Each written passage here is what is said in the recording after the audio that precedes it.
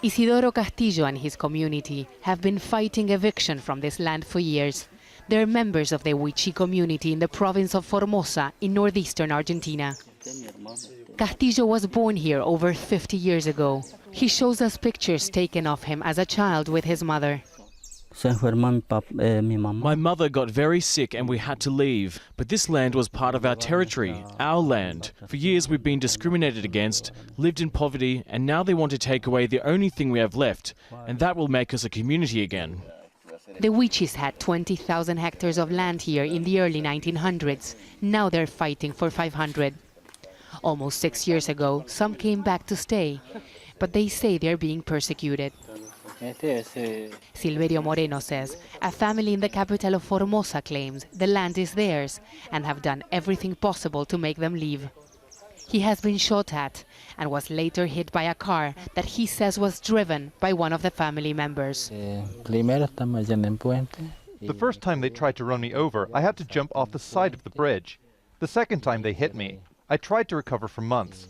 We have made at least 17 complaints, but justice here sides with the powerful. Argentina's law is supposed to guarantee that these people won't be removed by force, and is supposed to identify indigenous communities around the country so they have some type of protection. Communities have to prove they have a historic right to live on the land. This community says that this piece of land is the biggest proof they have that this territory belongs to them. They claim that some of their relatives are buried here. You can see some ancient crosses here. The only thing they're missing is the recognition of the Argentinian state. Bernardino Martinez says because of the current lawsuit happening here, the community is not allowed to do much on the land.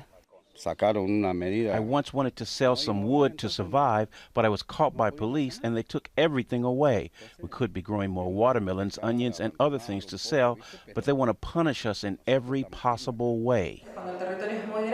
The government says it's trying to identify indigenous communities, but there are over 1,500 land disputes in Argentina today. We have the political will to advance, but it doesn't depend on us alone, but also on the provinces. We believe that most of the governors want to move forward with this issue because we're talking about people that are extremely vulnerable.